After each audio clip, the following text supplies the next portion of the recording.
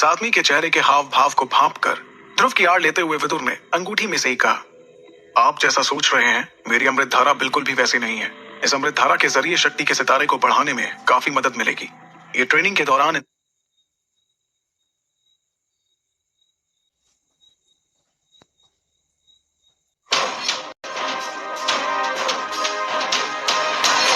उस आदमी के चेहरे के हाव भाव को भांपकर ध्रुव की आड़ लेते हुए विदुर ने अंगूठी में से ही कहा, आप जैसा सोच रहे हैं मेरी अमृत धारा बिल्कुल भी वैसी नहीं है। इस अमृत धारा के जरिए शक्ति के सितारे को बढ़ाने में काफी मदद मिलेगी। ये ट्रेनिंग के दौरान इंसान की घायल मांसपेशियों को बहुत ही जल्द मजबूत कर देती है, जिससे कि आप अपनी ट्रेनिंग को आगे भी जारी रख पाते हैं। इससे किसी को कोई भी नुकसान नहीं होगा। इतना सुनने के बाद उस आदमी ने शीशी को वापस मेज पर रख दिया और कहा, क्या आप थोड़ी देर के लिए रुक सकते हैं? उसके इतना कहते ही एक पल के लिए ध्रुव सोच में पड़ गया और विदुर से कहने लगा, आचार्य, कहीं ऐसा तो नहीं कि इस आदमी को अमृत धारा के बारे में कुछ पता चल गया है और अभी हमारे खिलाफ किसी साजिश को अंजाम देने के बारे में सोच रहा हो? ये सुनकर तुरंत विदुर ने धीमी आवाज में जवाब देते हुए कहा, अरे इतना घबराओ मत, ऐसी कोई बात नहीं है, पहले उसकी पूरी बात तो सुन लो। तभी उस शख्स ने अपनी बात को पूरा करते हुए कहा, दरअसल इस दवा को परखने के लिए मुझे किसी खास आदमी को बुलाना होगा।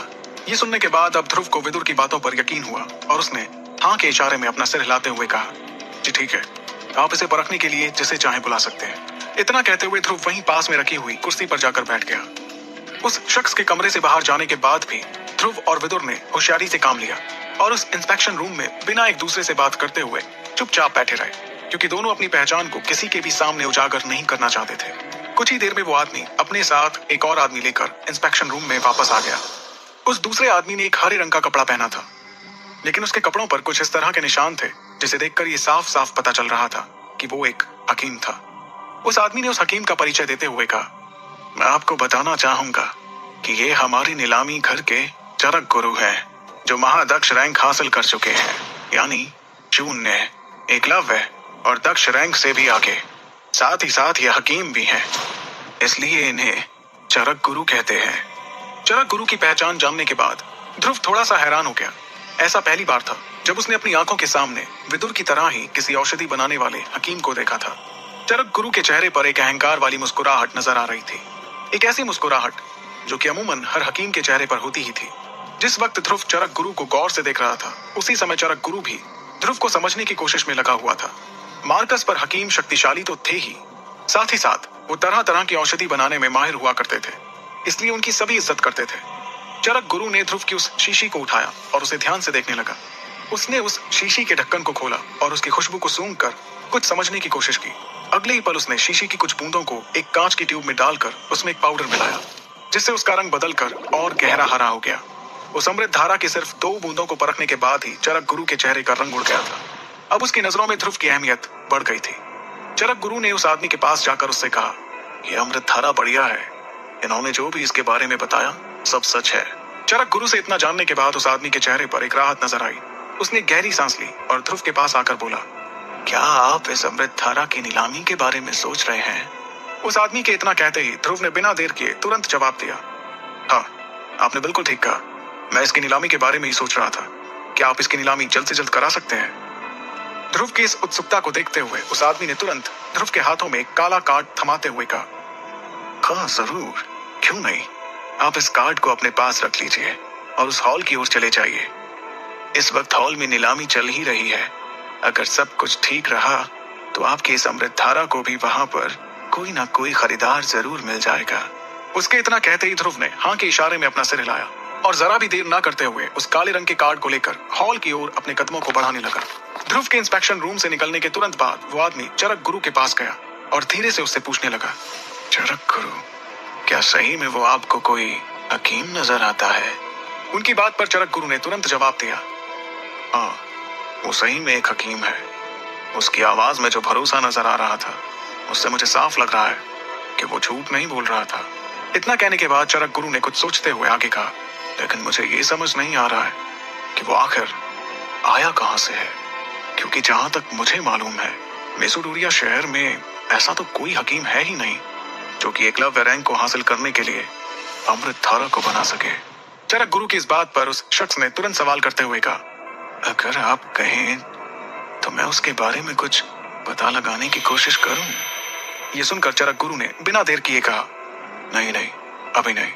सभी हकीम बड़े ही अजीबोगरीब तरह के होते हैं। अगर उसे इस बात की जरा भी भनक लग गई कि कोई उसकी जासूसी कर रहा है तो फिर वो और भी ज्यादा सतर्क हो जाएगा। फिलहाल ऐसा कोई भी कदम गलती से भी मत उठाना। इतना कहने के बाद चरक गुरु ने उस आदमी के पास आकर धीरे से कहा, तुम उसके लिए कुछ ऐसा करो जिससे कि उसे हमारी नीलामी से कोई ना कोई फायदा पहुंचे, और इसके लिए तुम्हें क्या करना है मेरे ख्याल से तुम इस बारे में अच्छे से जानते हो। उस आदमी ने एक शातिर मुस्कान के साथ कहा, जी मैं समझ गया, आपका मतलब क्या है, काम हो जाएगा।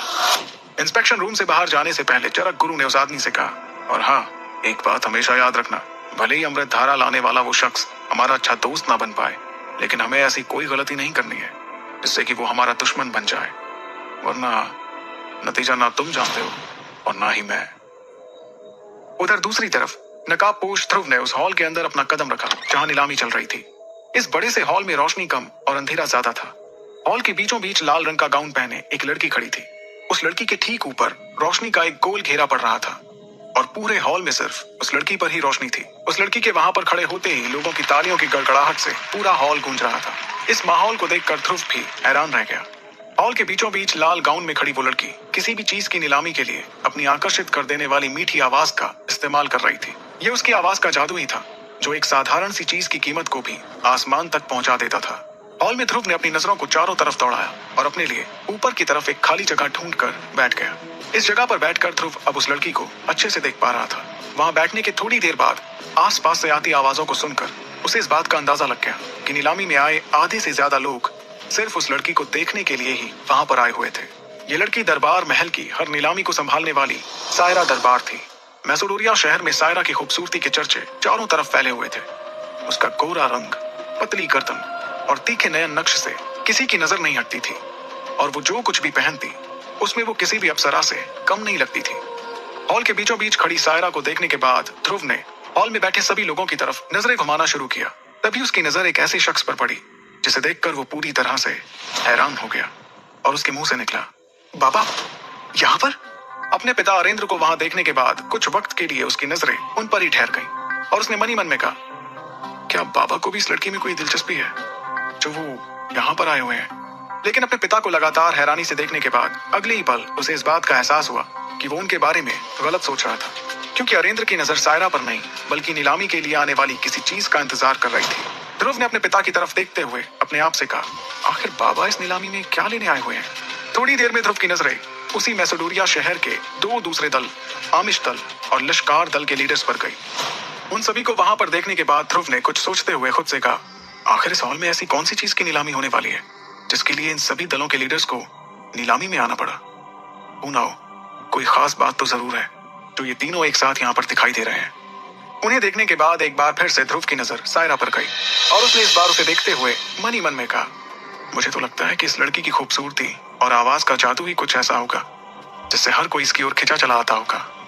नीलामी के वक्त जब बोली लगाने वाले लोगों को ये देखती होगी तो उस समय यहाँ का माहौल कुछ और ही हो जाता होगा। ध्रुव सायरा के बारे में मन ही मन ये सब कुछ सोच ही रहा था कि उसने देखा कि सायरा ने अपने दोनों हाथों को मिलाते हुए 2 बार ताली बजाई। उसका ये इशारा मिलते ही वहां रखी एक मेज पर रखे लाल रंग के कपड़े पर सफेद रंग की रोशनी पड़ी। उस लाल रंग के कपड़े के नीचे कुछ रखा हुआ था। अगले ही पल सायरा की मीठी आवाज उस हॉल में गूंजी, ये आप सभी के लिए है। आज नीलामी घर में एक अनमोल चीज नीलामी के लिए आई है। मैं उम्मीद करती हूँ कि यहाँ बैठे सभी लोगों को ये चीज बहुत ही दिलचस्प लगेगी और आज उसकी बोली बहुत ऊंचाई तक पहुंचेगी। सायरा के अगले ही इशारे पर एक लड़की उस मेज के पास पहुंची और उस चीज को ढके हुए लाल रंग के कपड़े को हटा दिया, जिससे सबकी नजरों के सामने ध्रुव की लाई हुई अमृत धारा की वो हरे रंग की शीशी दिखाई देने लगी। सायरा ने अपने कदमों को उस शीशी की ओर बढ़ाया और उसे अपने हाथों में उठाने के बाद हॉल में बैठे हुए हर शख्स को वो हरे रंग की अमृत धारा दिखाने लगी। हॉल में बैठे सभी लोगों की नजरें इस वक्त सायरा के हाथ में मौजूद उस अमृत धारा की शीशी पर टिकी हुई थी। सभी लोगों का ध्यान तोड़ते हुए सायरा ने अपनी मीठी आवाज में कहा, अमृत धारा, इस शीशी में आप लोगों को जो हरे रंग के पानी जैसी चीज नजर आ रही है उसे अमृत धारा कहते हैं। यह अमृत धारा एकलव्य रैंक के नीचे के लोगों के लिए बहुत ही फायदेमंद है। एकलव्य रैंक को हासिल करने के लिए जो लोग मेहनत कर रहे हैं उनकी ट्रेनिंग में ये बहुत मदद कर सकती है। अगर यहाँ बैठे लोगों में से कोई अपने बच्चों या पोते पोतियों को जल्द से जल्द एकलव्य बनते हुए देखना चाहता है तो ये उन लोगों के लिए बिल्कुल सही चीज है। सायरा के मुंह से निकलने वाले एक एक शब्द ने उस हॉल में आए हुए सभी लोगों को उसकी बातों पर सोचने के लिए मजबूर कर दिया था। सायरा नीलामी के दौरान जैसे जैसे लोगों को अमृतधारा के बारे में बताई जा रही थी, सभी उसकी बातों में खोते जा रहे थे। लेकिन कुछ लोग ऐसे भी थे जो इस अमृतधारा के बारे में जानना चाहते थे। उन्हीं में से किसी एक ने सायरा से सवाल किया, अमृतधारा, तो क्या ये सही में शक्तियों के सितारे को जल्दी जल्दी बढ़ाने में मदद करती है? इस सवाल के जवाब में सायरा ने बड़े ही प्यार से मुस्कुराते हुए कहा, जी हाँ, बिल्कुल सही। इस अमृतधारा की जांच हमारे चरक गुरु ने की है। इसे अपनी शक्तियों को बढ़ाने के लिए इस्तेमाल किया जा सकता है। इसमें किसी को कोई भी परेशानी नहीं होगी। इस बात के लिए मैं आप सभी को भरोसा दिलाती हूँ। सायरा ने जैसे ही अमृतधारा पर भरोसा दिलाने के लिए चरक गुरु का नाम लिया, उसके बाद जिन लोगों को इस पर थोड़ा बहुत शक हो रहा था, अब उन्होंने भी इस बारे में सवाल उठाने बंद कर दिए। यहाँ हर कोई जानता था कि चरक गुरु की जांच की हुई औषधि कभी भी गलत साबित नहीं हो सकती थी। यहाँ तक कि हॉल में मौजूद तीनों दलों के लीडर्स भी चरक गुरु को बहुत मानते थे। अमृतधारा के लिए इस तरह का माहौल देखकर अब कोने में बैठे हुए नकाबपोश ध्रुव ने एक गहरी सांस ली और मन ही मन कहा, ऐसा लग रहा है कि आज अमृतधारा के लिए बहुत बढ़िया बोली जाने वाली है। मन ही मन खुद से इतना कहने के बाद ध्रुव का ध्यान अपने पिता अरेंद्र की ओर गया। उसने अपने पिता के चेहरे को ध्यान से देखने के बाद गौर किया कि वो शायद अमृतधारा में दिलचस्पी ले रहे थे। इधर जैसे ही सायरा ने अमृतधारा से जुड़े सभी सवालों के जवाब दिए, हॉल में से किसी की आवाज गूंजी, 8500 सोने के सिक्के। तुरंत ही किसी और ने भी अगली बोली लगाते हुए कहा, 9000 सोने के सिक्के। अमृतधारा के लिए बोली की कीमत बहुत ही जल्द बढ़ते हुए 13000 सोने के सिक्कों तक पहुंच गई। भले ही इस अमृतधारा को खरीदने के लिए शुरुआत में अरेंद्र के चेहरे पर काफी दिलचस्पी नजर आ रही थी, लेकिन इस वक्त वो सिर्फ बोलियों की कीमतों के थमने का इंतजार करते हुए दिखाई दे रहे